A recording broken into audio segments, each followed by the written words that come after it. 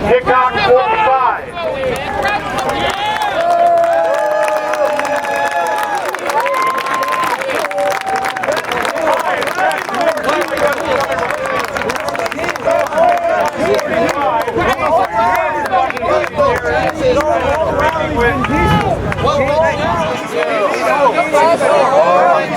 Jesus would shut up and listen to the next speaker.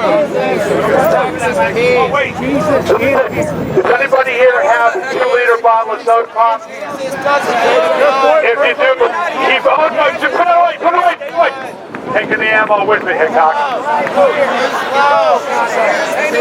Hey, Hickok45 here.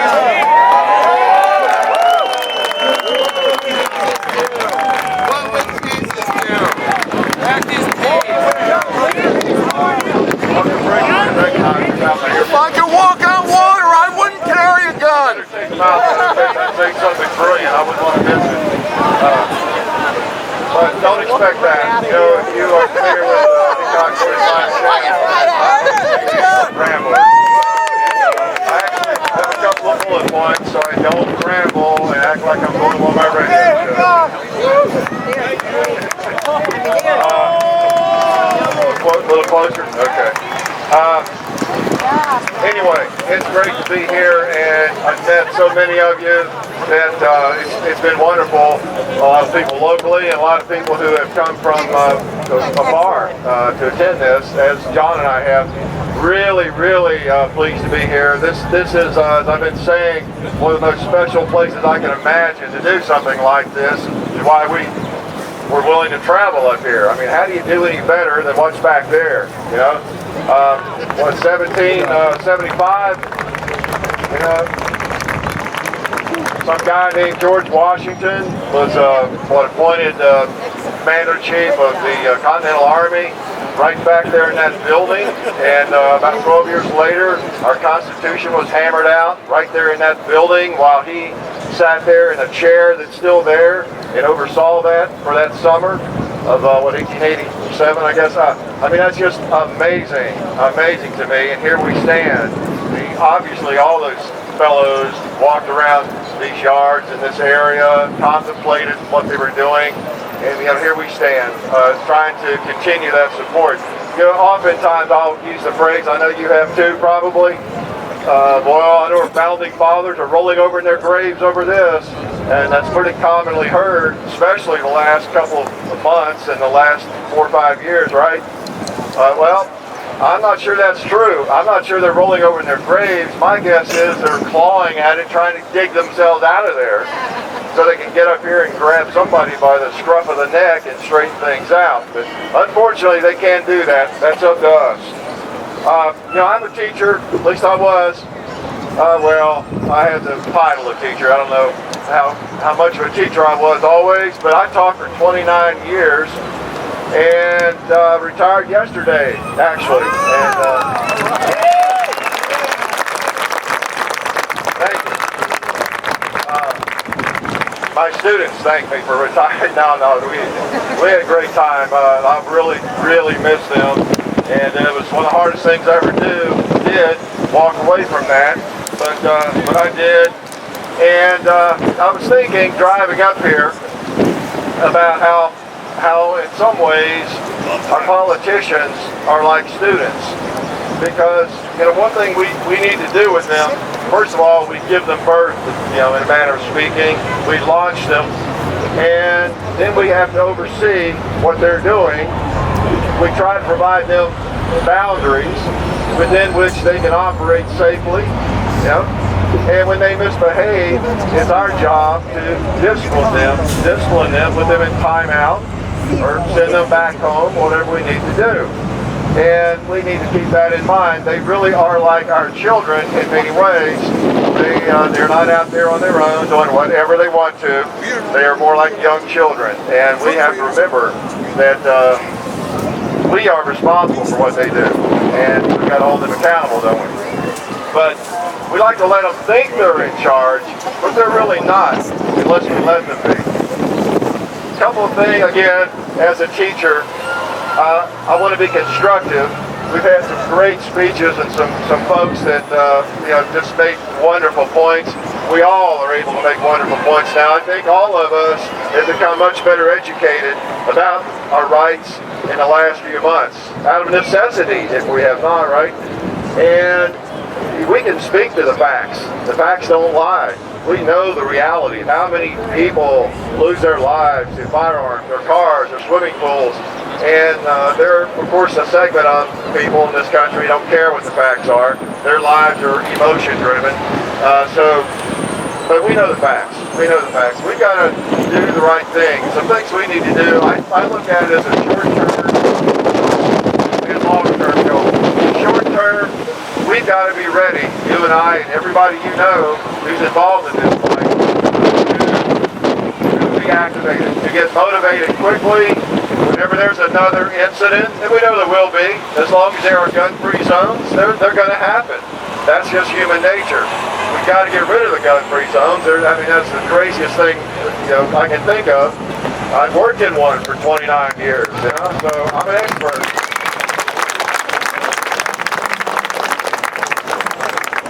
I'm an expert in gun-free zones and what it feels like to be there. And some of you too, you know that feeling when you might be a confident person, a confident person, someone who is very responsible with firearms, and yet you find yourself in an environment where you're just not allowed to have one, and it's not worth the risk going to jail. So I've been in that position for a long time. It's pretty strange. I've had to drive 80 miles every day, 40 each direction. Is that 80, 40, yeah, okay. So I told you I'm not too smart. But yeah, I've had to stop at 4:30, 5 o'clock in the morning at the ATM, or to get coffee, or to stop at Walmart, or wherever I might stop, totally unarmed all that time because of those gun-free zones. But we've got to mobilize and be ready whenever there is one of these incidents, because you know what's going to happen, of course, on the other side. They're all sitting there just waiting to get in front of a microphone like this when one occurs. We've got to be ready to write, call, email, scream, whatever it takes, make ourselves heard, make sure that we are continuing to stay in touch with our representatives, our senators. We've got to be there and not give that up. It is not over. We know that. And we've got to be ready to mobilize instantly. Let them know, yeah, we know that happened in wherever, North Dakota, Texas, Florida. It's going to happen. There's a wacko out there right now sitting in his basement who feels mistreated, who wants to get even with the world for whatever reason. It will happen. We know that. And that's the price of freedom, though. Nobody here, I don't imagine, wants to live in a police state. I don't. I'd rather risk being shot every day than live in a police state. So. Oh yeah! Yeah!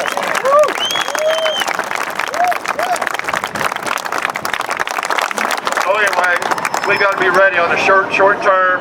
Keep those representatives aware. Yeah, we know that happened. Don't you get blinded. Don't you get influenced by that lady in California, those characters in Washington. Just keep the faith. On the long term, we've got to be working on that too. And all of us do that, I'm sure. You wouldn't be here if you didn't.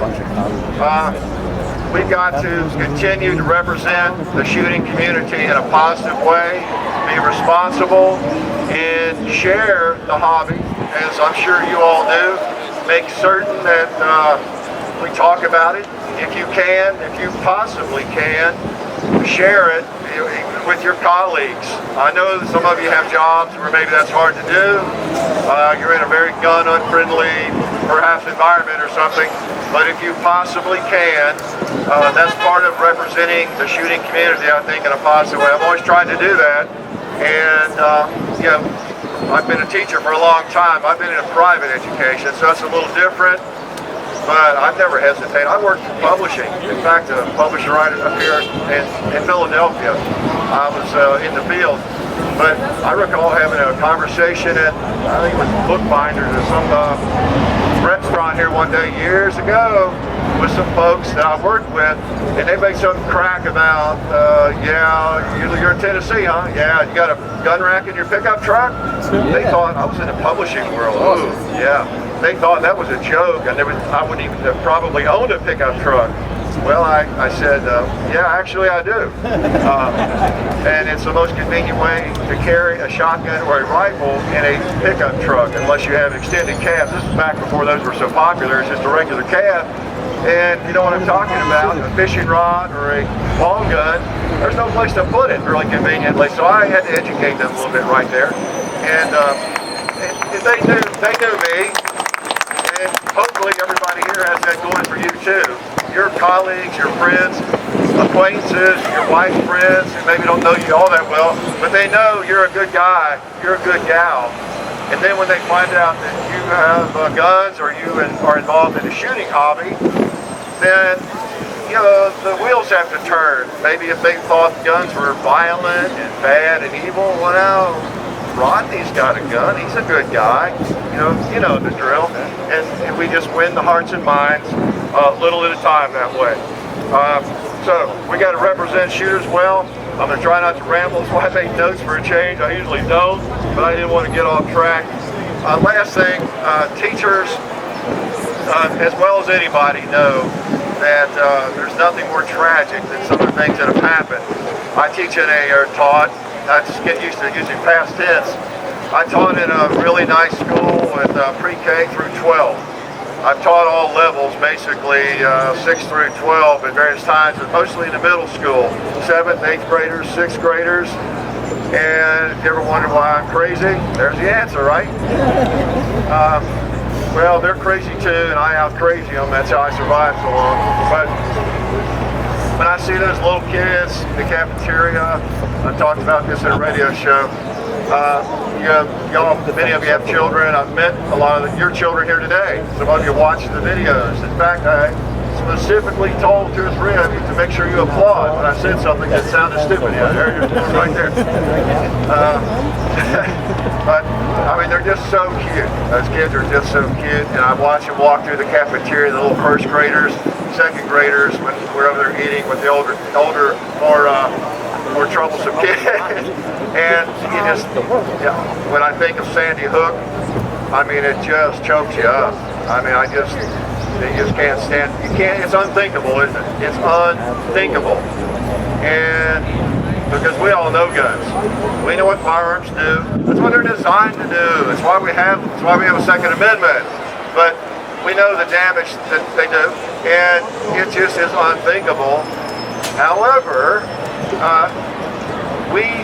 all of us, I'm sure, base our lives on logic. Because we're shooters, we're gun owners, we're supporters of the Second Amendment. That's why we're here.